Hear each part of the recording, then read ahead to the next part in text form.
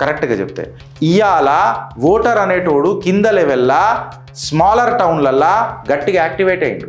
ఈ గివే బతుకులు ఉంటాయి కార్పొరేట్లలో, ఇది మన సిటీలలో ఈడికేని కూడా పోలేదట ఊర్లలో, అది కూడా ఒక ఫ్యాక్ట్ ఉన్నది. ఇది స్ట్రాంగ్ బూత్ లెవెల్ పార్టిసిపేషన్ ఏ పార్టీలకు జరుగుతుంది గిరీష్ అని చెప్పి నువ్వు క్వశ్చన్ చేస్తే అందులో డౌట్ లేకుండా నేను క్లియర్ కట్గా బీఆర్ఎస్కి కాంగ్రెస్కి ఫేవర్ చేస్తాను, బీజేపీకి చెయ్య. భారతీయ జనతా పార్టీ అవాక్కైనరా అందరూ అని చెప్పిండ్రు. అయితే ఈ అవాక్కైన దానికి కొంతమంది క్రెడిట్ తీసుకుంటారేమో, కానీ నేనేమంటానంటే ఆనాడు వరద ఇచ్చిన వరం అది, వరదతో వచ్చిన బురద మనకిచ్చిన వరం అది. అన్ని అర్బన్ సీట్లు గెలుచుకొని భారతీయ జనతా పార్టీ ఇవాళ జిహెచ్ఎంసీ పరిధిలో ఎన్ని సీట్లు గెలిచిండ్రు అని అంటే ఏక్తా టైగర్ రాజాసింగ్ తప్ప వేరే వాళ్ళు ఎవరైనా ఉన్నారా? మళ్ళా ఈ ఎలక్షన్ ఇంకో కొత్త ట్విస్ట్ ఉండే, ఏంది తెలుసా? 4 రకాల ఫైట్లు ఉండే అంటే మళ్ళీ ఓటర్ కూడా స్ప్లిట్ అయింది. 4 రకాలు ఏంది గిరీష్ అని అంటే నువ్వు ఇప్పుడు ఎంఐఎంని తీసుకుంటున్నావా గిరీష్ అంటే నేను ఎంఐఎంని అసలు కన్సిడర్ కూడా చేయాలి. వార్డ్ క్యాండిడేట్ల ఎలక్షన్లలో కూడా ఇంత టర్న్అవుట్ అవుతుందంటే ఓటర్ అనేటోడు చైతన్యం అవుతుండు. Thanks to all the voters who have participated in this election. Gautam Model School, Sun City branch, admissions are open for 2026. No admission fee, free school uniform and also bus transportation available for nursery to 10th class. Hurry up. Address: Sun City branch opposite Kasturba Trust. Limited seats. Contact us now 8121573123 and 8977113123. తెలంగాణలో municipal ఎలక్షన్లు అయినాయి. దాని మీద ఒక పెద్ద ఇవాళ అన్ని పేపర్లలో ఇదే ఉన్నది. ఇక పేపర్లలో ఎట్లుంటుంది తెలుసు కదా, డిమ్కా అని రాస్తారు. అందుకే నేను అబ్సల్యూట్ డేటా తీసుకొని పోతున్నా. And it is my favourite paper, South First. To the point మాట్లాడుతుంది ఆ పేపర్. అయితే ఏమని ఉన్నదంటే తెలంగాణ అర్బన్ లోకల్ బాడీలల్లో 73% టర్న్అవుట్ యావరేజ్గా రికార్డ్ అయిందంట. స్మాలర్ మున్సిపాలిటీలలో ఆల్మోస్ట్ 90% పోయిందంట. ఎస్పెషల్లీ చోటుపల్, యాదాద్రి, భువనగిరి డిస్ట్రిక్ట్లలో 91.99% పోయిందట. అసలు సూపర్ కదా, 92% అంటే మామూలు మాట కాదు అది. మళ్ళీ almost polling as 23,713 voters turned up at 40 polling stations across 20 wards అని చెప్పారు. దాని తర్వాత మన పీపుల్స్ పల్స్ ఎగ్జిట్ పోల్ కూడా పెట్టిర్రు. అందులో కాంగ్రెస్కి పెద్దపీట వేసింది పీపుల్స్ పల్స్. సో ఈ సర్వే డీటెయిల్స్ ఏంది, ఏం కథ ఏంది, దీని మీద కూడా జర మనం మాట్లాడదాం. సో ఓవరాల్ టర్న్అవుట్ రేషియో దగ్గర మనం తీసుకొని చూస్తే according to south first around 73% ఉన్నది అని చెప్పిండ్రు. అంటే ఇది ఒక మెసేజ్ ఇస్తున్నది. అంటే హై సివిక్ ఎంగేజ్మెంట్ నడుస్తున్నది. దేనికి నడుస్తున్నది అని అంటే ఇప్పుడు ఓటర్ అనేటోడు ఇంట్రెస్ట్ అయిండు, స్ట్రాంగర్ అయిండు. కరెక్ట్గా చెప్తే మున్సిపాలిటీస్ యావరేజే 75.88% ఉన్నది అని అంటే ఇవాళ ఓటర్ అనేటోడు కింద లెవెల్లా స్మాలర్ టౌన్లల్లా గట్టిగా యాక్టివేట్ అయ్యిండు. మీ అడ్డమైన రాజకీయాలు, అడ్డమైన మేనిఫెస్టో తీసుకొని వస్తే ఇక నడవదు. అండ్ దిస్ ఈజ్ అందుకే అన్న వరల్డ్ కప్ క్వార్టర్ ఫైనల్ ఇది. కరెక్ట్గా మేనిఫెస్టోలు తయారు చేసుకోండి, లేకపోతే మీ రాజకీయాలలో మన్నుపడుతుంది. క్లియర్ కట్గా చెప్తున్నా. ఇలా కార్పొరేషన్ యావరేజ్కి ఇట్లా తీసుకొని చూస్తే 66% ఏదో వచ్చిందట. ఈ గివే బతుకులు ఉంటాయి కార్పొరేట్లలో, ఇది మన సిటీలలో ఈడికేని కూడా పోలేదట ఊర్లలో, అది కూడా ఒక ఫ్యాక్ట్ ఉన్నది.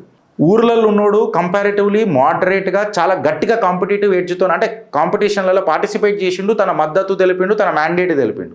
జర సిటీకి దగ్గర ఉన్నోళ్ళు మాత్రం జర కార్పొరేషన్స్లలో ఉన్నోళ్ళు జర గట్లనే నడిచిందట. అయితే 90% ప్లస్ వచ్చిన ఏవైతే చోటుపల్, మన ఇంకొకటి ఏది చోటుపలు, యాదాద్రి, భువనగిరి డిస్ట్రిక్ట్లు ఏవైతే ఉన్నాయి చూడు, ఇక్కడ మన జిన్నారం, చందూర్, ఇక్కడ ఇవి కూడా ఉన్నాయట. ఇక్కడ ఏమైందనంటే ఇది కేవలం రాజకీయ పార్టీ సింబల్ మీదనే కాదు. ఇన్ఫ్యాక్ట్ చెప్పాలనంటే అక్కడక్కడ పనిచేస్తున్న లోకల్ నాయకులకి క్రెడిబిలిటీ ఇవ్వాలి. ఎన్నో గలీలో కూర్చున్నా, ఢిల్లీలకైనా వచ్చినా ఈ కాంగ్రెస్ వాళ్ళు ఈ ఎట్లుంటారంటే మన రాహుల్ గాంధీ వల్లనే పోలింగ్ పర్సెంటేజ్ పెరిగిందని అంటారు. క్లియర్ కట్గా చెప్పాలనంటే కరెక్ట్గా చెప్తే క్యాండిడేట్ యొక్క లోకల్ క్యాంపెయినింగ్ మీద ఉంటుంది. ఇన్ఫ్యాక్ట్ ఈ లోకల్ మున్సిపల్ బాడీ అనేది క్యాండిడేట్ సెంట్రిక్ నడుస్తుంది. ఎస్, ఇప్పుడు ఇంకొక విషయం మనం మాట్లాడదాం. ఏదైతే 70% ఓట్ షేర్ దాటిందో అక్కడ క్లియర్ కట్గా ఒక మెసేజ్ పోయింది. ఏంటంటే స్ట్రాంగ్ బూత్ లెవెల్ పార్టిసిపేషన్ జరిగింది. ఇది స్ట్రాంగ్ బూత్ లెవెల్ పార్టిసిపేషన్ ఏ పార్టీలకు జరుగుతుంది గిరీష్ అని చెప్పి నువ్వు క్వశ్చన్ చేస్తే అందులో డౌట్ లేకుండా నేను క్లియర్ కట్గా బీఆర్ఎస్కి కాంగ్రెస్కే ఫేవర్ చేస్తాను, బీజేపీకి చెయ్య. అదేంటి గిరీష్ అని అంటే నీకు బూత్ లెవెల్ కార్యకర్తలు ఏడపడైన ఉన్నా కానీ నువ్వు వాళ్ళని ఏడ కన్సిడర్ చేసినావు? నీకు బూత్ లెవెల్ కార్యకర్తలు అంటే బూత్ కదా బీజేపీకి. ఏడ ఉన్నది నీ పార్టిసిపేషన్? కేవలం 2-3 కాన్స్టిట్యుయెన్సీల తప్ప, ఆర్ 2-3 మున్సిపాలిటీల తప్ప. సో లోకల్ ఇష్యూ ఓటింగ్లు తీసుకుని చూస్తే ఇలా పార్టిసిపేషన్ చూస్తే రోడ్లు, వాటర్లు, మున్సిపల్ ఎలక్షన్స్ వస్తే మాకు జాతీయ అంశాల కంటే చాలా కీలకం, మాకు మా మౌలిక సదుపాయాలు కావాలా అన్న మెసేజ్ ఓటర్ ఇచ్చిండు. సో రేపు నీ మేనిఫెస్టో చేసుకునేటప్పుడు కరెక్ట్గా చేసుకోరు. అది బీజేపీ ఉండని, కాంగ్రెస్ ఉండని, బీఆర్ఎస్ ఉండని. సో నీ మేనిఫెస్టో చక్కగా చేసుకో. వార్డ్ క్యాండిడేట్ల ఎలక్షన్లలో కూడా ఇంత టర్న్అవుట్ అవుతుందంటే ఓటర్ అనేటోడు చైతన్యం అవుతుండు. Thanks to all the voters who have participated in this election. వీడికి ఆగిపోయింది అంటే వీడికి కాగలే.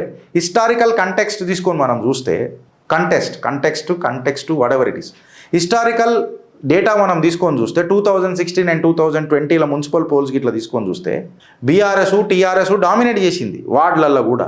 అంటే లోకల్ మెషినరీ వీళ్ళకు అప్పటి నుంచే గట్టికుంటుంది. జిహెచ్ఎంసీ 2019 భారతీయ జనతా పార్టీ అవాక్కైనరా అందరూ అని చెప్పిండ్రు. అయితే ఈ అవాక్కైన దానికి కొంతమంది క్రెడిట్ తీసుకుంటారేమో కానీ నేనేమంటానంటే ఆనాడు వరద ఇచ్చిన వరం అది, వరదతో వచ్చిన బురద మనకిచ్చిన వరం అది. సో మళ్ళీ బీజేపీ అన్ని అర్బన్ సీట్లు గెలుచుకొని భారతీయ జనతా పార్టీ ఇవాళ జిహెచ్ఎంసీ పరిధిలో ఎన్ని సీట్లు గెలిచిండ్రు అని అంటే ఏక్తా టైగర్ రాజాసింగ్ తప్ప వేరే వాళ్ళు ఎవరైనా ఉన్నారా? మళ్ళీ లోకల్ బాడీలో 48 కొట్టినావు కదా, మళ్ళీ లోకల్ బాడీలను జిహెచ్ఎంసీలో 48 కొట్టినావు కదా. జిహెచ్ఎంసీలో 48 కొట్టిన తర్వాత ఈ లోకల్ క్యాడర్ గట్టిగా ఉన్నదని తెలిసిన తర్వాత మళ్ళీ నువ్వు అసెంబ్లీ సెగ్మెంట్లు ఎందుకు గెలవలే? I'm defining the parameters for a measurement and with the measurement is not apt, it is not called as a review. నీ డెఫినేషన్ ప్రకారం పోవాలి కదా, పోతలేదు ఆడ. అంటే అర్బన్ మూడు స్వింగ్ అవుతుంది అని చెప్పి విశ్లేషకారులు మాట్లాడతారు కానీ ఆడ మూడు స్వింగ్ ఏం లేదు. ప్రత్యామ్నాయం బీజేపీకి కనబడలే. కొన్ని ఫ్యాక్ట్స్ నగ్నంగా బాత్రూంలో అందరు నంగనేరా పోయి బాత్రూంలో కూర్చొని మాట్లాడదాం ఇయ్యాలటికే. ఈ పుట్టుమచ్చలు పెట్టుమచ్చలు అన్ని కలిపి మాట్లాడొద్దు. పుట్టుమచ్చలే ఉంటాయి, పెట్టుమచ్చలే ఉంటాయి. బీజేపీలో నిలువెత్తు పెట్టుమచ్చలే ఉన్నాయి. ఈ పుట్టుమచ్చలేడున్నాయి నీకు లేవుగా. ఈ ఎలక్షన్ ఇంకో కొత్త ట్విస్ట్ ఉండే, ఏంది తెలుసా? 4 రకాల ఫైట్లు ఉండే. అంటే మళ్ళీ ఓటర్ కూడా స్ప్లిట్ అయింది. 4 రకాలు ఏంది గిరీష్ అని అంటే 3 ప్రధాన పార్టీలు కదా గిరీష్ అంటే. ఇప్పుడు ఎంఐఎంని తీసుకుంటున్నావు గిరీష్ అంటే నేను ఎంఐఎంని అసలు కన్సిడర్ కూడా చేయాలి. ముస్లిమీన్ అని పెట్టుకున్నాడు, సెక్యులరేట్ అవుతాడు. ఆడ ఒక పార్టీయా? ఆ నేతృత్వం వహిస్తున్నాడు ఒక వర్గానికి. మనోళ్ళు నేను నేతృత్వం వహిస్తానని అంటారు కానీ నేతి బిరకాయ మాటలు మాట్లాడతారు. ప్రాబ్లం ఆడొస్తుంది. వాడు ఎందుకు సక్సెస్ అవుతున్నాడు, మనం ఎందుకు అవుతలేము అని అంటే మనం కేవలం పెయింట్ వేస్తాం ఖుషికి రంగులా ఏ గడియా అని అంతే. ఇంకా ఆడ ఏం ఉండదు. ఆ ఖుషి ఎప్పుడు వస్తుంది అనేది మనకు తెలియదు. సెంటర్లో మళ్ళీ గట్టిగా ఉంటుంది. తెలంగాణలోకి వచ్చేసరికి మన టైర్లు పంక్చర్ అయి ఉంటాయి. ప్రాబ్లం అది వస్తుంది.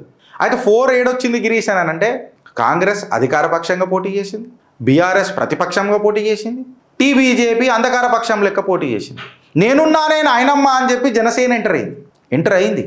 నేను కరీంనగర్లోనైతే గట్టిగానే పోటీ ఇచ్చిందని కూడా నాకు ఒక ఇంటెలిజెన్స్ అంటే మాటలు మాట్లాడుకుంటున్నారు. వాళ్ళు గెలుస్తారా లేరా అని అనేది అది కాలం నిర్ణయిస్తుంది. ఎందుకంటే నేను పెద్దగా ఎంక్వైరీగా చేయలేదు కాబట్టి నాకు పెద్దగా తెలియదు. సో అగ్రెసివ్ క్యాంపెయిన్లు అయితే జరిగినాయి. మద్దతు తెలుపుకున్నారు, రిబెల్ అని చెప్పుకున్నారు. కొంతమంది పార్టీ నాయకులు మా కూటమి కదా రాలే కదా అని అంటే ఆ నాయకులకు క్రెడిట్ ఏందో నాకు దూరం మాట కానీ చిత్రగుప్తు మాత్రం ఖచ్చితంగా క్రెడిట్ తీసుకుంటుంది. లేకపోతే పవన్ కళ్యాణ్ నిజంగా వచ్చినుంటే చాలా ఎఫెక్ట్ పడేది. బేతి మహేందర్ రెడ్డి నిజంగా చెప్పాలంటే సునాయాసంగా గెలిచేది, అలా డౌటే లేదు. కరీంనగర్లో నేను పేరు తీసుకొని చెప్తున్నాను, ఆరాంగా గెలిచేది. అగర్ పవన్ కళ్యాణ్ లోపల ఏమంటారు కరీంనగర్లో క్యాంపెయిన్కి ఇట్లా వచ్చినుంటే. ఇక ఆయన ఎందుకు రాలే, ఏం రాలే? చిత్రగుప్తు కూడా 2 ప్రశ్నలు వేసింది. ఆ గిరీష్ రానిచ్చేది ఉండే కదా అంటే మేము రావద్దని అన్నమా? మేము రావద్దని అనలే. ఈ ప్రశ్నలు వస్తాయి. నిజంగా పవన్ అన్న మమ్మల్ని అడిగినుంటే మేము సమాధానం కూడా చెప్తుండే. పవన్ అన్న ఏం చెప్పాలని కూడా చెప్తుండే. బికాస్ మేము జనసేనకు అగెన్స్ట్ పోతలేం, పవన్ కళ్యాణ్కి అగెన్స్ట్ పోతలేం. ఆయన పొత్తున్న చంద్రబాబు నాయుడు పార్టీతోనే మేము వ్యతిరేకించినాం అంతే. We're proud of Pawan Kalyan and we're enthusiastic about Pawan Kalyan because at least he speaks his mind, he speaks his heart. తన మనసులో ఉన్న మాట నిర్భయంగా చెప్తాడు, తన నెత్తిలో ఉన్న మాట నిర్భయంగా చెప్తాడు. చిల్లర పంచాయతీలలో ఎన్నడూ దిగలే. రాజకీయాల సమీకరణలు వేరే ఉంటాయి కాబట్టి అది వేరే విషయం. బట్ మేతి మహేందర్ రెడ్డి అయితే మంచిగా ఒక ఫేస్ అయి జబర్దస్త్ పోటీ ఇచ్చిండు. Hope he maintains the same tempo as a rebel. Strong turnout ratio కూడా నువ్వు తీసుకుంటే క్లియర్ కట్గా ఇలా హై ఓటింగ్ ఆర్గనైజ్డ్ పార్టీలకు మద్దతు తెలుపొచ్చు. ఆర్గనైజ్డ్ పార్టీలు అంటున్నా ఏవే ఉంటాయి? మళ్ళీ అధికార పక్షం ప్రతిపక్షమే ఉంటుంది కానీ అంధకార పక్షం ఉంటుంది మళ్ళీ. సో అంధకార పక్షం ఎవరు అని అనేది మీ కమెంట్ రూపంలో మీరు డిసైడ్ చేసుకోవాలి. నేను గట్టిగా ఉన్నానని చెప్పి నువ్వు అనుకుంటే కుదరదు. నేను చెప్పినా కదా ఫ్రెండ్స్, బలవంతుడి బలహీనత ఏంది అని అంటే ఆయన బలమే. జరాసంధుడికి అత్యంత బలవంతుడు ఉండే. ఎన్నోసార్లు శ్రీకృష్ణుడితో కొట్లాడిండు, శ్రీకృష్ణుడు చంపకుండా వదిలిపెట్టిండు. ఆయన కర్మ వేరే చేతులు ఉంది, నేను చంపానండి, నేను చస్తలేను కదా అంటే నువ్వు అమరుడివి కాదు. నీ బలమేందో అది ఖచ్చితంగా తెలుసు. నీదే అదే బలహీనత. నువ్వు చీరితే చచ్చిపోతావు అని తెలుసు, దునియా మొత్తం తెలుసు. నిన్ను చీరేటోడు ఎవడు అని అనేదే నిర్ణయం. చీరేదాకా తెచ్చుకోవద్దు అని అంటున్నా గంతే. ఏ రాజకీయ పార్టీ అయినా ఇలా స్మాలర్ టౌన్లలో 90% దాటుతున్నది అని అంటే లోకల్ లీడర్లు గట్టిగా అవుతున్నారు, అది మంచిది. ఈ పెద్ద పెద్ద తలకాయలు ఉంటాయి చూడు, వాళ్ళకు గడ్డపార దిగుతుంది. అప్పుడు ఇండిపెండెంట్లు కూడా గెలిస్తే పార్టీలు చక్కగా అవుతాయి, క్యాండిడేట్ పాపులారిటీ మీద నడుస్తుంది, క్యాడర్ గట్టిగా అవుతుంది, కార్యకర్త గట్టిగా అవుతాడు. And this is a good sign. మళ్ళీ కార్పొరేషన్స్లలో ఈ 3 ఎప్పుడు మారుతుందో నాకు తెలియదు, ఇంకా 60% దగ్గరనే వచ్చారు. మళ్ళీ ఈ 60%లలో కూడా నేను ఖచ్చితంగా చెప్తున్నానా, 100%గా మోర్ దెన్ 50% మళ్ళీ మైనారిటీ ఓట్లు ఉంటాయి. మనోళ్ళు ఇంట్లోకి బయటికి వెళ్ళరు, పేపర్ ఇట్లా తీసి సప్పుడు వస్తుంది పట్ అని వచ్చిన తర్వాత దునియా మారది భయ్. ఈ రాజకీయాలు గట్టరు రాజకీయాలు గట్టరు. నువ్వు పెద్ద గటరువి, నీ వల్లనే ఈ రాజకీయాలు గటర్ అవుతున్నాయి. ఓడైతే ఓటేయలే చూడు, ఆ నోట్ల మన్నువాడ అని తిట్టురు. మీ కమెంట్ రూపంలో జర పెట్టురు ఫ్రెండ్స్. ఓడైతే ఓటేయలేదు అని నీ నోట్ల మన్నువాడ అని చెప్పి తిట్టురు. ఆడు మినిమం ఓటేయాలి కదా దేశానికి. ఇది ఒక పార్ట్ ఆఫ్ చిట్టా. భారత్ మాతాకి జై.